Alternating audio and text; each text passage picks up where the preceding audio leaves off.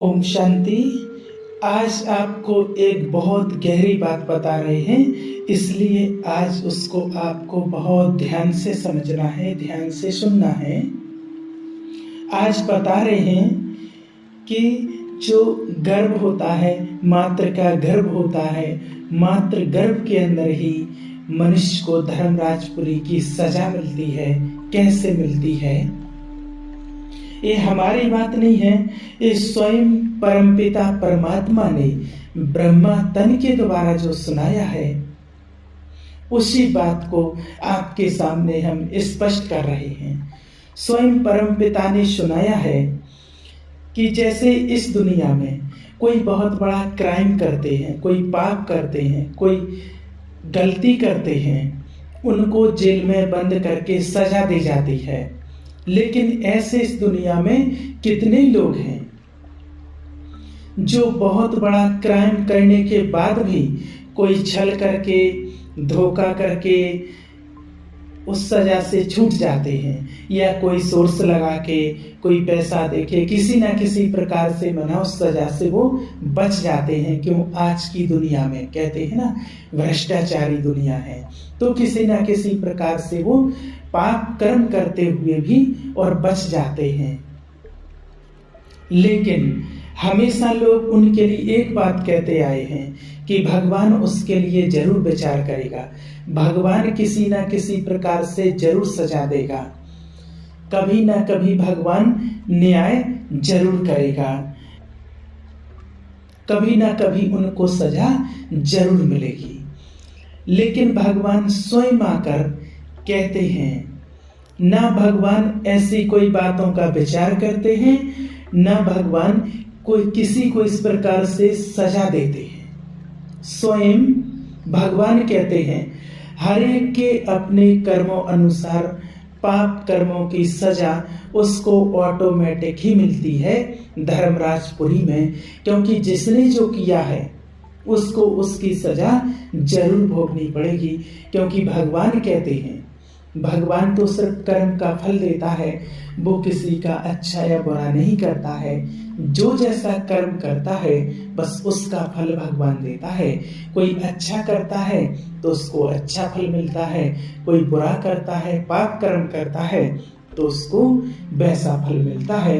बाकी भगवान किसी को सजा नहीं देता है, क्योंकि भगवान तो पिता है हमारा, और पिता कभी बच्चों का बुरा नहीं करता है, लेकिन जो करेगा सो पाएगा।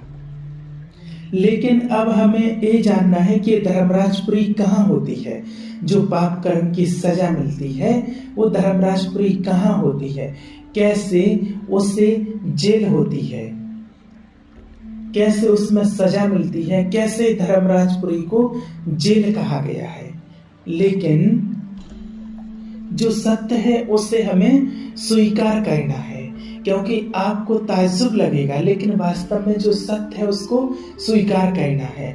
आपको ताज्जुब लगेगा कि गर्भ ही जेल है, और ये गर्भ महल भी बनता है, जहाँ बच्चे का गर्भ होता है, जो गर्भ में बच्चा रहता है उसी के लिए जेल कहा गया है और उसी के लिए महल कहा गया है। लेकिन आज यहाँ हम आपको बताते हैं कि गर्भ जेल कैसे है, कैसे उसमें पाप कर्म की सजा भोग करके बाहर निकलते हैं, इसको स्पष्ट कर रहे हैं। और गर्भ जेल क्यों कहा गया है, तो गर्भ जेल कैसे है? इस जैसा जेल इस दुनिया में और कोई होता भी नहीं है, कहीं भी नहीं है। इस बात को हमें समझना है, इस बात को हमें बहुत अच्छे से जानना है, इस जेल को हमें समझना है। जब बच्चा इस गर्भ के अंदर, जब गर्भ 4 से 5 महीने का होता है, तब आत्मा उस गर्भ में प्रवेश करती है। प्रवेश करती माना शरीर धारण करती है, और ऐसे गर्भ के अंदर ऐसी अंधी कोठी जहां रोशनी का नामो निशान नहीं होता है। भले इस दुनिया में बाहर में घोर काली अंधेरी रात हो, कितना भी अंधेरा हो, लेकिन सितारों की रोशनी होती है। रोशनी के लिए कोई ना कोई साधन होते हैं, लेकिन गर्भ के अंदर रोशनी का कोई भी नामो निशान नहीं है। घोर अंधेरा हो और बिल्कुल अकेला हो, दिखाई कुछ भी ना दो, कुछ भी दिखाई नहीं देता हो कि हम कहाँ हैं, क्या हैं, कुछ भी नहीं दिखता हो, लेकिन बाहर में जो कुछ होता है उसको आवाज तो सुनाई देता है। गाय या भैंस, कुत्ते, बिल्ली, कोई भी जो आवाज करते हैं, इंसान, गाड़ी, ट्रेन, प्लेन, कुछ भी, जो भी बाहर में आवाज हो रही है वो आवाज सुनाई देती है, लेकिन दिखाई कुछ भी नहीं देता है। तो कैसा लगती है वो बातें? ट्रेन की आवाज हो रही है लेकिन हमें दिखाई नहीं दे रही है। तो हर पल गर्भ के अंदर मृत्यु के डर से गुजर तो रहे हैं, तो उसको कैसा अनुभव होगा? अब इस दुनिया में बहुतों ने अनुभव कर लिया है कि मनुष्य जो है एक सामाजिक प्राणी है। अपनी स्वतंत्रता से वो बाहर में घूमना या मिलना, या बाहर में मिलना, घूमना, कुछ भी करना अपनी स्वतंत्रता से, या उनको अंदर में बंद कर दिया जाए, एक कमरे में बंद कर दिया जाए, भले उनको खाना पीना जो भी आवश्यकता है वो सब कुछ दिया जाए, लेकिन फिर भी वो घुटन महसूस करते हैं। अपने ही घर में अगर व्यक्ति 15 दिन आकर के अपने ही घर में, अपने ही कमरे में रहना पड़े अगर, फिर भी वो जेल समान अनुभव करते हैं। और जब आत्मा गर्भ में प्रवेश करती है जहां रोशनी का कोई नामो निशान ही नहीं है, और वहां कोई समय का भी हिसाब नहीं है कि सुबह है या दोपहर है, कोई घंटा, तिथि, तारीख, कोई समय का हिसाब नहीं है, और 10-15 दिन की भी बात नहीं है, 5 से 6 महीने की बात है। उस गर्भ के अंदर रहना पड़े और बिल्कुल अकेले हों, तो उस समय उनको कैसा महसूस होगा? जैसे इस दुनिया में चोर जो होते हैं उसके मन में पुलिस का डर बना रहता है। अगर पिछले जन्म में पाप कर्म किया होगा, अगर किसी को सताया होगा, किसी को मारा होगा या किसी को काटा होगा, कोई जानवर की हत्या की होगी, अगर उस प्रकार के जानवर की आवाज सुनाई देगी उस आत्मा को, या उस व्यक्ति की आवाज उस प्रकार की सुनाई देगी, तो उसको उस प्रकार का बहुत डर उत्पन्न होगा। या तो कभी कभी जैसे सपने में सजा का अनुभव करते हैं, ऐसे ही वो उसमें सजा का, गर्भ में सजा का अनुभव करते रहेंगे। तो इस दुनिया में भी जब बहुत पाप कर्म करते हैं, धोखा करते हैं, छल करते हैं, या बहुत अत्याचार करते हैं, भ्रष्ट काम करते हैं, उसको इस दुनिया में भी रात को नींद नहीं आती है। भले वो बिस्तर पर सोते हैं, सोते हुए भी उन्हें चैन की नींद नहीं आती है। ये तो आप सबने देखा होगा कितने लोगों के साथ ऐसा होता है।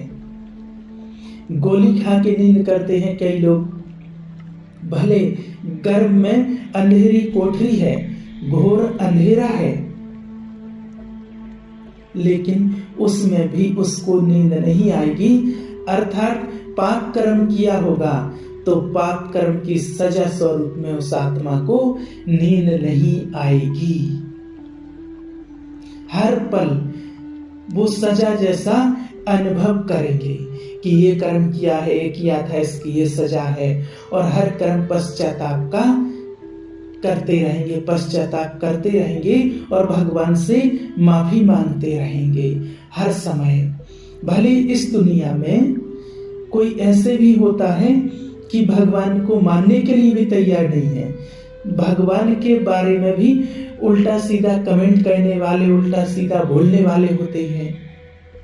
लेकिन जब गर्भ के अंदर इस प्रकार की सजा मिलती है, सजा भोगते हैं, तो वो भी त्राही त्राही करते हैं, भगवान को याद करते हैं, अपने किए हुए कर्मों का उस टाइम पर पश्चाताप करते हैं। इसलिए बच्चा जब बाहर निकलता है, बच्चा जब पैदा होता है, तो उस बच्चे के आप चेहरे को देखिए, उस बच्चे की अवस्था को देखिए। बच्चा हमेशा दुखी होते हुए और रोते हुए आता है। गर्भ से जब बाहर निकलता है तो बच्चा रोता है। क्यों रोते हुए आते हैं? क्योंकि गर्भ के अंदर वो उस प्रकार की सजा भोग करके आया है। और इस दुनिया में जन्म भी एक मृत्यु के समान है, जन्म भी सजा के समान है। तो हमें ध्यान देना है अपने कर्मों पर कि हम कोई ऐसा पाप कर्म ना करें कि हमें कोई इस प्रकार की बहुत कड़ी सजा भोगनी पड़े। हमें अच्छे कर्म करने हैं, पुण्य कर्म करने हैं, जिससे हमें कोई सजा का सामना ना करना पड़े। अच्छा, ओम शांति।